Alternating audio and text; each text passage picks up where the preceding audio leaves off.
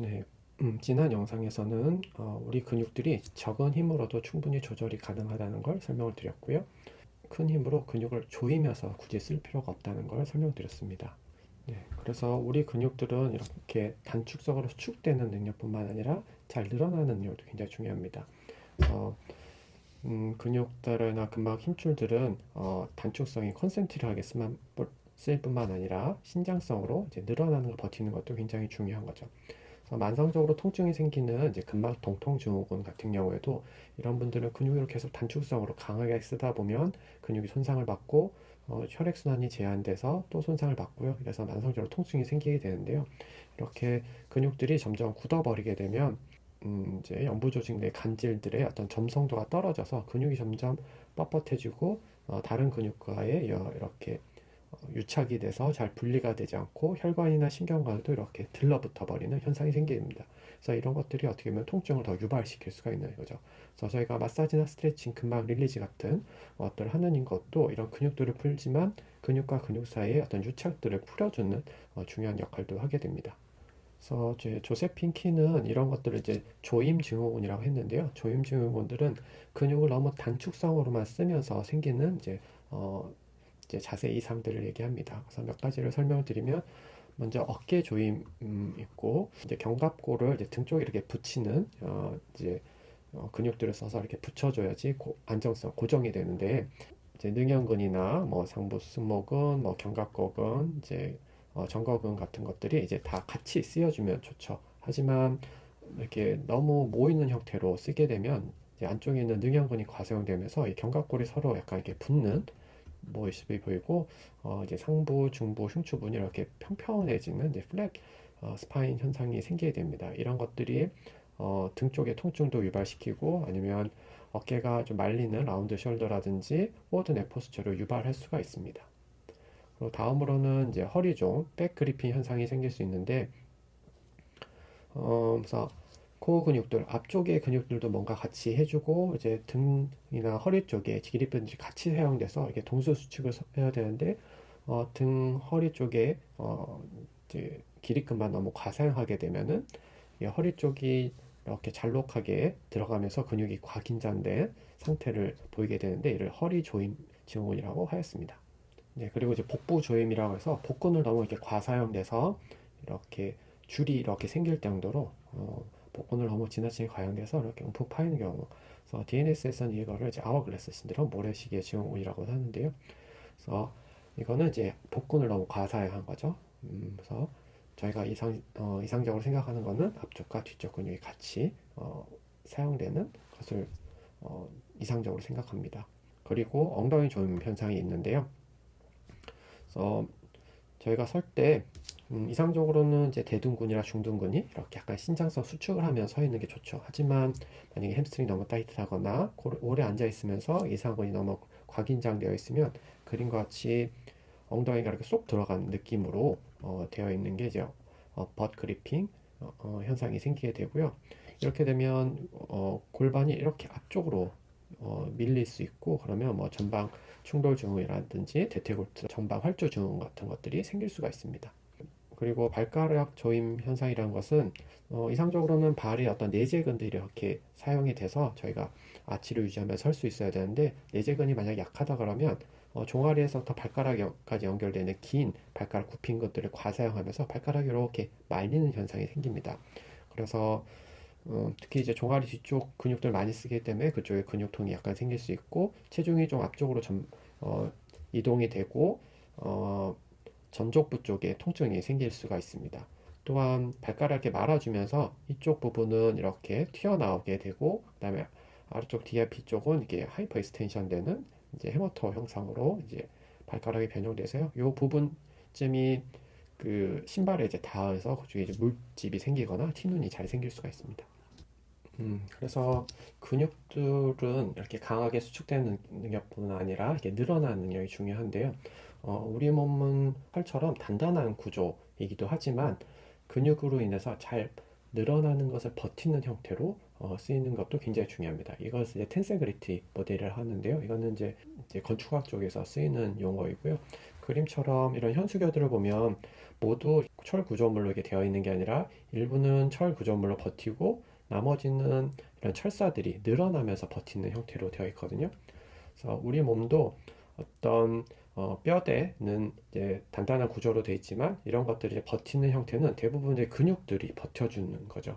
그래서 이런 모형에서 보듯이 뼈는 어떤 운동의 단위 역할만 해주고 주변에 다른 움직이는 거라든지 버티는 형태들은 이런 연부 조직들, 말랑말랑한 근육이나 인대나 힘줄들이 한다는 것이 텐셀 그래프티라는 것입니다. 그래서 특히 이런 것들이 이제 균형을 잘 잡으면서 중력에서 넘어지지 않도록 버티기에 굉장히 탁월한 구조물입니다. 그래서 이렇게 근육들이 어떤 움직임뿐만 아니라 근육과 이제 근육막, 그다음에 이런 힘줄들이 서로 쭉 연결이 되어 있어서 이제 움직인다고 하는데 이걸 이제 마이어파샤라고 하게 되고요.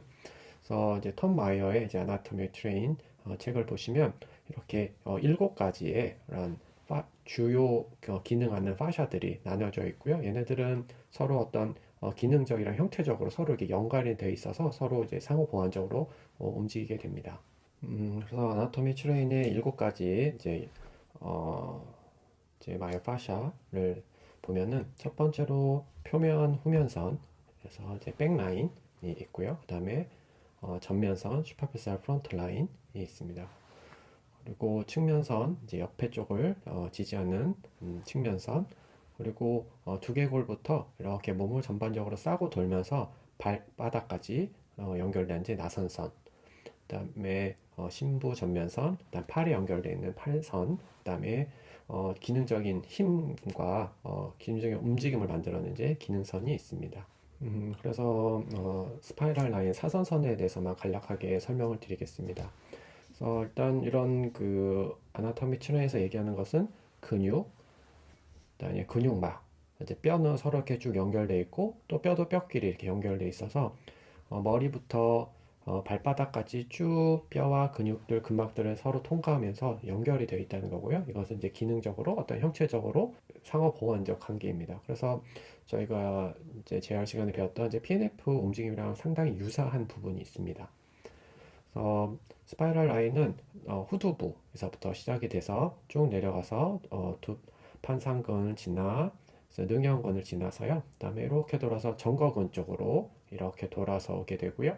그다음에 외복사근, 그다음에 내복사근을 지나서 이제 TFL 따라서 내려오다가 이제 TA, 그다음에 발 한 바퀴 돌아서 이제 페로니우스 롱구스, 그다음에 햄스트링 따라서 이제 스케일 투버스티, 그다음에 이제 세이크론까지 쭉 연결이 된다고 설명을 합니다.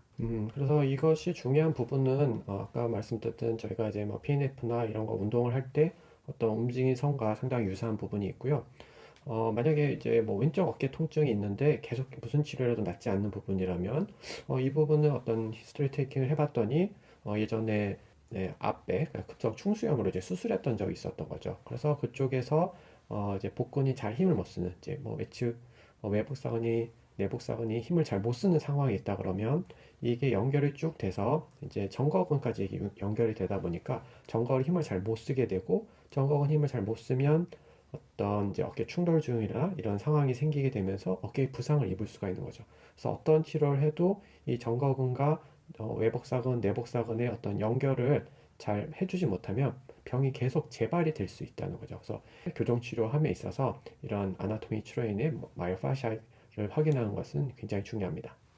펑셔널 라인도 설명드리면 펑셔널 라인은 안테리어 오블릭과 이제 포스티리어 오블릭 이제 두 개로 볼 수 있는데요. 안테리어 오블릭은 이렇게 익스터널 오블릭 머슬과 이제 반대쪽 인터널 오블릭 머슬, 그다음에 어덕터 이쪽에서 이제 팩 메이저 같은 이제 인터널 로테이터들이 서로 연결이 되어 있다는 거죠. 그래서 어떤 저희가 운동이나 이제 퍼포먼스가 필요한 데 있어서는 이런 펑셔널 라인이 굉장히 중요하고요. 그래서 이제 로컬 머슬들, 몸 가까이 있는 그런 작은 근육들은 이제 안정성 역할을 해주고 이제 이런 힘을 내는 근육들이 이제 폭발적으로 힘을 낼 수가 있게끔 이제 해주는 거죠. 이제 저희가 던지기나 뭐 이렇게 회전이 필요한 어떤 운동들에서는 이런 어블릭 슬링이 굉장히 중요합니다. 그래서 뒤쪽에서는 이제 포스테리어 오블릭 슬링이 있는데요. 이는 이 그램에 보시면 왼쪽 라티스마스 돌지와 소라코lum바 파샤가 쭉 연결이 되고 이제 오른쪽으로 이제 글루티스 맥시머스나 메디어스 같은 이제 둔부 근육이랑 서로 연결이 되는 거죠. 그래서 이제 골프나 이런 야구처럼 이제 스윙이 필요할 때 다리가 고정된 상태에서 이제 중둔근이나 대둔근이 몸을 일로 회전시켜주고 그러면 토라카룸바 파샤가 이 방향으로 다시 당겨주게 되고요. 라티스 몰지가 몸을 다시 이 방향으로 던져서 이런 형태로 이제 회전이 된다는 거죠. 그래서 이런 펑셔널 라인은 어떤 파워를 내는 특히 회전을 하거나 이런 그 골프나 야구 스윙 같은 폭발적 힘을 내는 데 있어서 굉장히 중요한 마이오파샤입니다. 그래서 이런 근육들은 어떤 신장성 수축을 하기에 굉장히 효율적입니다. 그래서 아기가 이렇게 적은 힘으로도 굉장히 높이 뛸 수 있잖아요. 그래서 이거는 이제 트램볼린의 어떤 탄력의 힘으로 이제 하게 되는데 우리 근육들은 이렇게 근육 포션뿐만 아니라 힘줄 조직이 있는 거죠. 그래서 이런 힘줄 조직은 근육들은 이제 수축하고 이완할 때마다 이제 에너지가 사용이 되는데 이런 힘줄 조직은 에너지가 소모가 되지 않아요. 그래서 그냥 그 물리적으로는 힘으로 늘어난다 수축되게 하는데 그래서 이렇게 근육과 근육막을 같이 사용하게 되면 상당히 이제 에너지 효율적이 되고요. 그리고 힘 생성도 상당히 폭발적으로 잘 나타나게 됩니다. 우리 몸은 이렇게 특이하게도 이게 평발이 되면서 무릎이 약간 이제 내반이 되면서 고관절이 내회전이 되고 이제 약간의 전반이 생기면서 이렇게 살짝 주저앉는 느낌으로 이렇게 하지만 이제 근육 인대들이 이제 버티면서 이제 주저앉는 거죠. 그래서 그 탄력으로 다시 이렇게 통 튀면서 이제 올라가게 되거든요. 그래서 우리 몸은 근육들은 약간 이렇게 무너진 형태로 만들어져 있고 이걸 근육들이 버티고 있고요. 이거를 근육들은 신장성으로 이제 수축하면서 에너지를 모았다가 이걸 다시 폭발적으로 팍 내게 되는 거죠. 그래서 말들을 보면은 말의 그 종아리 쪽 실제로 이제 발인데 발이나 이런 데를 보면 근육이 거의 없어요. 그래서 이런 이제 무릎 밑으로 고관절 밑으로는 어떤 근육의 힘으로 보다는 어떤 힘줄의 탄력으로 움직인다는 것을 시사하는 거죠. 그래서 둔부의 강한 힘으로 인해서 충분히 말처럼 빨리 달릴 수가 있는 거죠. 이후에 이제 보행편에서 자세하게 설명을 드렸지만 우리가 이제 보행할 때는 이렇게 미드 스탠스 때는 이제 몸이 좀 이렇게 올라가게 되고요. 이제 더블 린스 페이지에 가면서 점점 이렇게 약간 내려갑니다. 그래서 몸이 이제 위로 아래로 살짝씩 움직이게 되는데요. 미드 스탠스 시간은 약간 이제 평발이 되면서 올라가는 걸 최대한 낮춰주기 위해서 몸 전반이 무너지는 형태로 되고 이때 힘줄과 같은 이제 연부 조직들은 늘어나면서 에너지를 흡수하게 되고요. 이걸 다시 스윙 페이지로 가면서 이제 이 에너지를 다시 발산을 하는 거죠. 그래서 근육의 힘보다는 어떤 그 힘줄의 근막들의 탄력을 이용해서 이렇게 걸을 수가 있는 겁니다. 그래서 걸을 때 근육의 에너지를 덜 사용하고 이제 탄력을 계속 이용하면서 에너지 효율적으로 이제 걸을 수가 있는 거죠.